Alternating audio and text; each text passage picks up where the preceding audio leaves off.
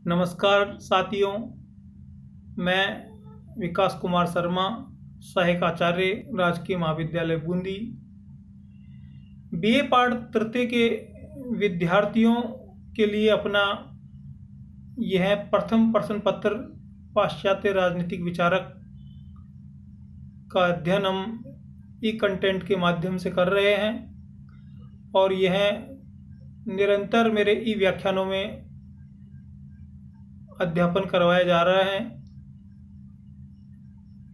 इस समय हम अरस्तु का अध्ययन कर रहे हैं और पिछले 2 व्याख्यानों में हमने अरस्तु द्वारा बताए गए क्रांति के कारण और अरस्तु द्वारा बताए गए क्रांति के समाधान के उपायों का विस्तृत वर्णन किया है।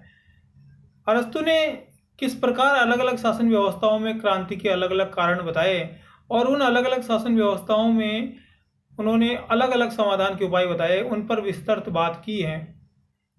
आज हम उसी कड़ी के तहत आगे अरस्तु द्वारा बताए गए नागरिकता संबंधी विचारों का अध्ययन करेंगे।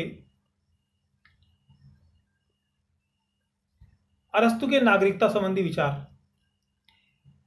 अरस्तु ने अपनी पुस्तक पॉलिटिक्स के भाग 3 में नागरिकता संबंधी विचारों का उल्लेख किया है। अरस्तु के अनुसार नागरिकता एक बहुत व्यापक विषय है, एक व्यापक दृष्टिकोण है जो हर किसी को नहीं दी जा सकती।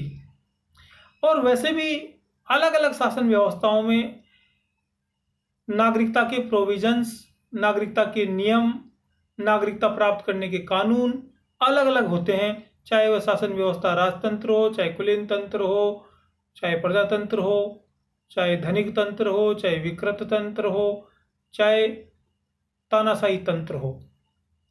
अलग अलग शासन व्यवस्थाओं में नागरिकता के आधार अलग अलग निर्धारित किए गए हैं और ये वो शासन व्यवस्था स्वयं अपने नियमों के तहत बनाती हैं और उनका अनुपालन लोगों के द्वारा करवाया जाता है। अरस्तु ने नागरिकता के ऊपर बहुत विस्तृत अपना व्याख्यान दिया है, बहुत विस्तृत उन्होंने अपनी बात रखी है, अपने सिद्धांतों के तहत इसका वर्णन किया है। अरस्तु के अनुसार नागरिक वह है जो विधायी एवं न्यायिक कार्यों में सक्रिय रूप से भाग लेता है।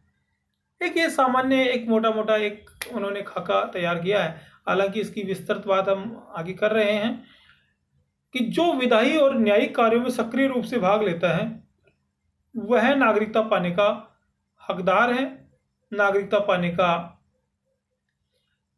वह नागरिकता पाने का अधिकारी है। अरस्तु कहते हैं कि विधायी एवं न्यायिक कार्यों में सक्रिय भागीदारी वही व्यक्ति कर सकता है जिसके पास पर्याप्त अवकाश हो।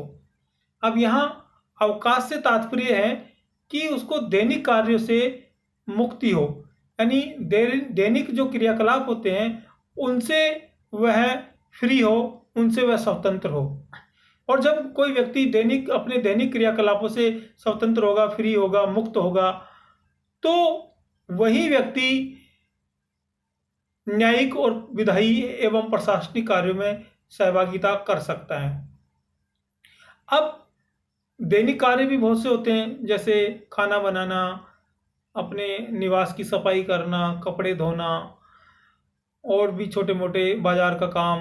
ये बहुत से छोटे मोटे काम होते हैं जिनसे वह मुक्त हो और वह फ्री हो, तो वह विधायी और न्यायिक कार्यों के बारे में अच्छे से सोच सकता है, सक्रिय रूप से उसमें सहभागिता निभा सकता है। अरस्तु कहते हैं कि अवकाश उन व्यक्तियों के पास होगा जिनके पास संपत्ति होगी। और अरस्तु, जैसा कि मैंने पहले भी बताया, कि 2 प्रकार की संपत्ति की बात करता है, एक सजीव संपत्ति और एक निर्जीव संपत्ति। सजीव संपत्ति में वह दास और पशुओं को रखता है, निर्जीव संपत्ति में वह चल अचल प्रकार सभी प्रकार की संपत्तियां जो होती हैं वह निर्जीव संपत्ति के तहत अरस्तु ने बताई है। और जिनके पास ये दोनों प्रकार की संपत्तियां होगी, दास होंगे, नौकर चाकर होंगे और उनके घरेलू कामकाज के लिए और उनके अन्य कामकाज के लिए पशु होंगे, और इसी प्रकार उनकी अन्य आवश्यकताओं के लिए भौतिक संपत्ति होगी, तो फिर वह व्यक्ति अवकाश में रहेगा और वह व्यक्ति अन्य कार्यों में अधिक सक्रियता से सहभागिता निभा पाएगा। अरस्तु के अनुसार किसी स्थान विशेष पर रहने से नागरिकता नहीं मिल सकती। कोई कहे कि मैं यहाँ 5 वर्ष से निवास कर रहा हूँ या मैं यहाँ 10 वर्ष से निवास कर रहा हूँ, तो मुझे यहाँ की नागरिकता मिलनी चाहिए, या यूँ कह दीजिए कि मैं यहाँ का नागरिक हूँ। तो अरस्तु इस बात को नकारता है। अरस्तु कहता है कि किसी स्थान विशेष पर रहने मात्र से नागरिकता नहीं मिल सकती।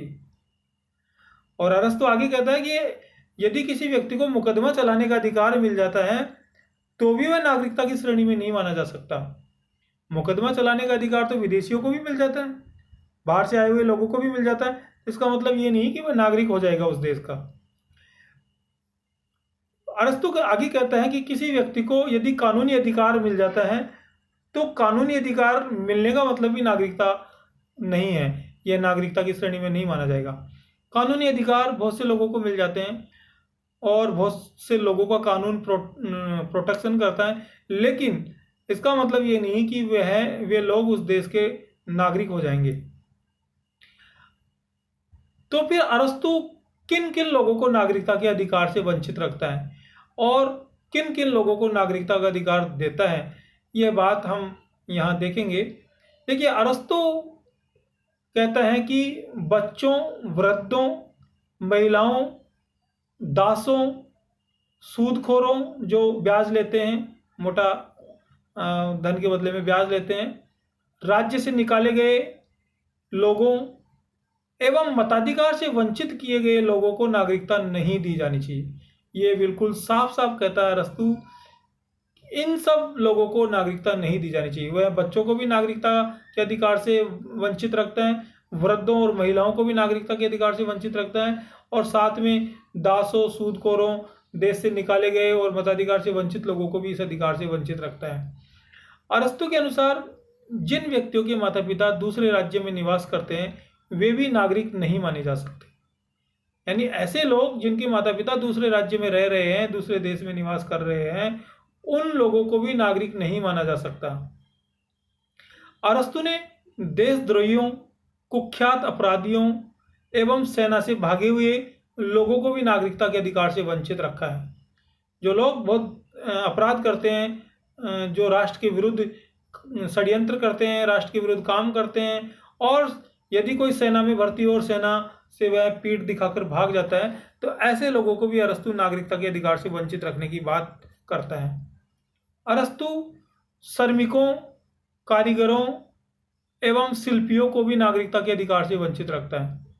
श्रमिक नागरिक नहीं होंगे, कारीगर नहीं होंगे, शिल्पी नहीं होंगे, जो छोटे मोटे मूर्तिकार होते हैं, कलाकार होते हैं, जो अपने कुटीर उद्योग धंधे इस प्रकार के काम करते हैं, उन लोगों को भी नागरिकता के अधिकार से वंचित रखते हैं।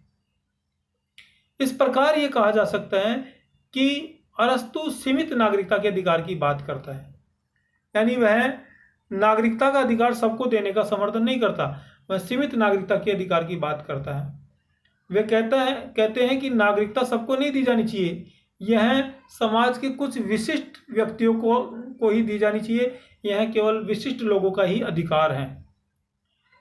वास्तव में जब अब ये इसकी बड़ी आलोचना हुई अरस्तु के इन सिद्धांतों की, कि जब अरस्तु ने आबादी के बहुत बड़े तबके को नागरिकता के अधिकार से वंचित कर दिया, तो फिर अरस्तु नागरिकता देगा किसको?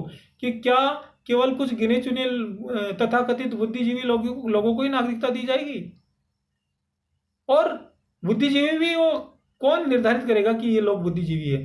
क्योंकि समाज के बहुसंख्यक लोगों को तो उन्होंने नागरिकता के अधिकार से वंचित कर दिया। अब आप देखिए ना, आधी आबादी समाज की महिलाएं, उनको वंचित कर दिया, बच्चों को, वृद्धों को, दासों को, श्रमिकों को, मजदूरों को, शिल्पियों को, अपराधियों को, सूदखोरों को। तो फिर बचा कौन जिनको नागरिकता दी जाएगी? मैं कहता हूं कुछ गिने चुने जो अरस्तु जैसे कोई दार्शनिक रहे होंगे, मात्र उन लोगों की नागरिकता की बात अरस्तु करता है, और ये बहुत सीमित नागरिकता की बात करता है, जिसकी आगे बहुत आलोचना भी होती है कि अगर इस प्रकार सबको नागरिकता के अधिकार से वंचित कर दिया जाएगा तो फिर राज्य में निवास कौन करेगा? क्या किसी व्यक्ति का पेट भरना मात्र ही जीवन है? आगे इसकी आलोचना होती है। अरस्तु के अनुसार नागरिकता, अब देखो अरस्तु बताता है कि नागरिकता किन लोगों को दी जानी चाहिए। ये तो अभी मैंने आपसे बात कही कि अरस्तु इन इन लोगों को, इन इन वर्गों को नागरिकता के अधिकार से वंचित रखता है, लेकिन अरस्तु किन लोगों को नागरिकता देने की बात करता है। पहला, अरस्तु के अनुसार नागरिकता उन्हें दी जानी चाहिए जो राज्य की सर्वोच्च सत्ता में सक्रिय रूप से भागीदार रहते हैं, यानी जो नीति निर्माण, शासन व्यवस्था, प्रशासनिक व्यवस्था, न्यायिक कार्यों में गतिशील रहते हैं। अरस्तु केवल उनको नागरिकता देने की बात करता है। दूसरा, वह व्यक्ति आम सभा का सदस्य होने के नाते विधायी कार्यों में सक्रिय रूप से भाग लेता है, यानी जो विधायी कार्यों में सक्रिय रूप से भाग लेता है उन्हें भी अरस्तु नागरिकता देने की बात करता है।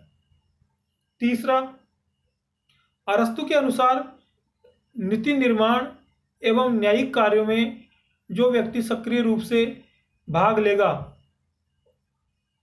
उनको नागरिकता दी जा सकती है, क्योंकि नीति निर्माण और न्यायिक कार्यों में उच्च बौद्धिक क्षमता की आवश्यकता होती है, और यह उच्च बौद्धिक क्षमता उन्हीं लोगों में होती है जो समाज के श्रेष्ठ लोग होते हैं, जो समाज के बुद्धिजीवी लोग होते हैं, उन लोगों में उच्च बौद्धिक क्षमता होती है और वे लोग सच्चे मायनों में नागरिकता पाने के अधिकारी है, ऐसा अरस्तु कहते हैं। यानी अरस्तु बहुत सीमित नागरिकता की बात यहाँ करता है, और अरस्तु की इस नागरिकता के सिद्धांत की आलोचना भी होती है। इसकी बात हम आगे करेंगे। आपने मेरे व्याख्यान को ध्यान से सुना, आप सभी का धन्यवाद।